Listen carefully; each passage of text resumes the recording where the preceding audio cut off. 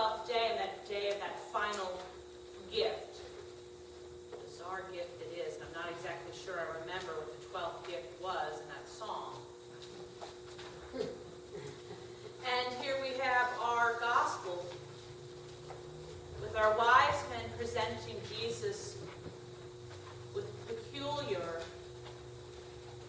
and prophetic gifts. In my life, I've received many gifts. Some are a little strange. I remember getting a panini maker one time. That was from someone who I thought we were going to get engaged, and I kept shaking it, hoping there was a ring inside. There wasn't. So that was a bit of a disappointment that year. And I remember as a little girl, one of the things I really wanted when I turned 11 was a remote control car. And I basically played this pretty well, where I said, no, I don't want anything else but a remote control car, and I made it clear, and I stripped everything off of the list, and there it was under the tree, and it was marvelous, magnificent gift. But then, more recently, I got a gift. Well, actually, truly, I got the gift 10 years ago. But, more recent than being an 11-year-old girl.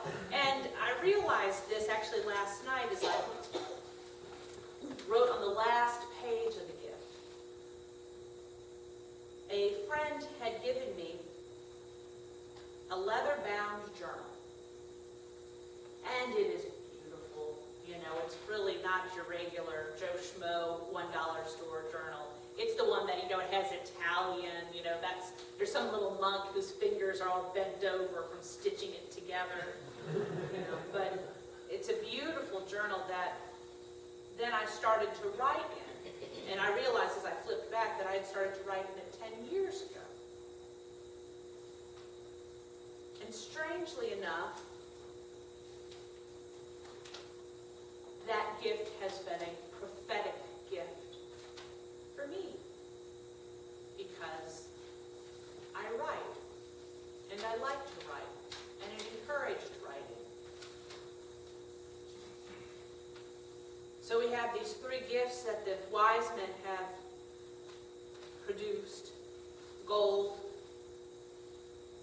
prophesying that Jesus is king. Frankincense, like the incense of a priest. And myrrh, a bit of a depressing gift, but in preparation for Jesus' death. These are prophetic gifts that they give. These are not ordinary. I suppose they could have dumped out jewels before him. But there's something about these gifts that even as a child point to who Jesus is and who Jesus will become. And how interesting that it is these strangers, these strange men from the East wandering around who present them. And it makes me wonder about the times I have received, if you will, the prophetic gift versus just the regular gift. All gifts are good, they're good. But the prophetic gift. And have I ever given a prophetic gift to someone? That's a little different. This particular passage, it's really a little bit more about these three wise men, well, we say three, these wise men, these strange men, wandering, looking for this king, bringing with them prophetic gifts.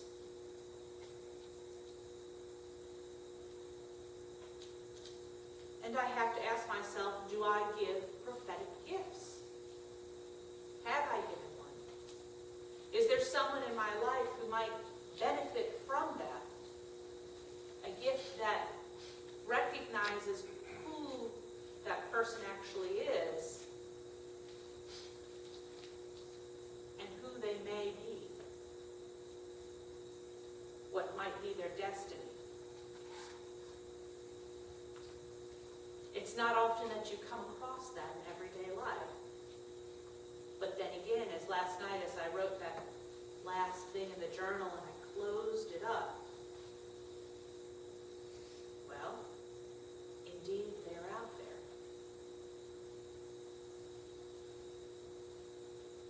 And I wonder for each and every one of us who we might give a prophetic gift.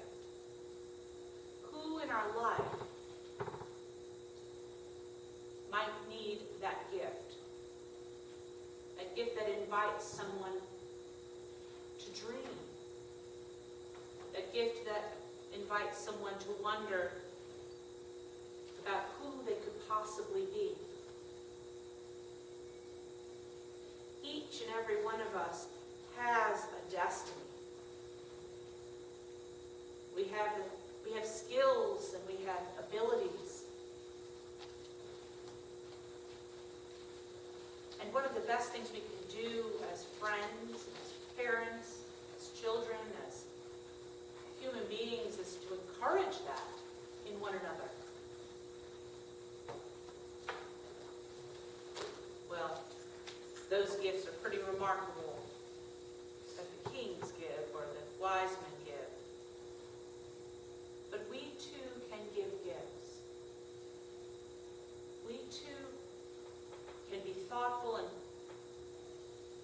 and see that beauty, that skill, that gift in others. And encourage it. And offer them a gift. So who in your life might need that